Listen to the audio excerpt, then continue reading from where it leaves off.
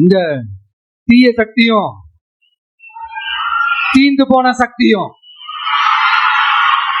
அதாங்க திமுகவும் மற்றும் பலரும் ஒன்னா சேர்ந்துகிட்டு திருட்டுத்தனமா யாருக்கும் தெரியாம ஒரு ஓரமா மூலையில உட்கார்ந்துட்டு பேரம் பேசி கூட்டு சேர்ந்து ஆட்சி அமைச்சு கொள்ளையடிக்க திட்டம் போட்டாங்க.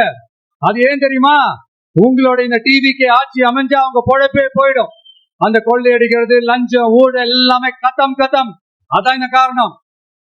அடுத்து ஸ்டாலின் சார், திமுக இப்போ தீய சக்தி மட்டும் இல்ல, மக்களை விட்டு ரொம்ப தூரமா போன தூர சக்தி, ஓர சக்தி, கோர சக்தி, பார சக்தி.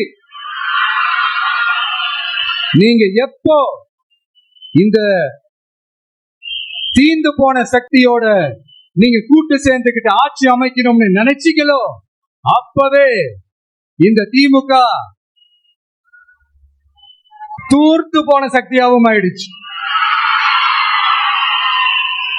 நீங்களாம் நம்மளை பத்தி அவதூறு பேசலாமா சார்? இது நியாயமா? மக்களை இவ்வளவு பெரிய மக்கள் சக்தி நம்மளோடு இருக்கும் போது நமக்கு எதுக்கு வேற அரசியல்?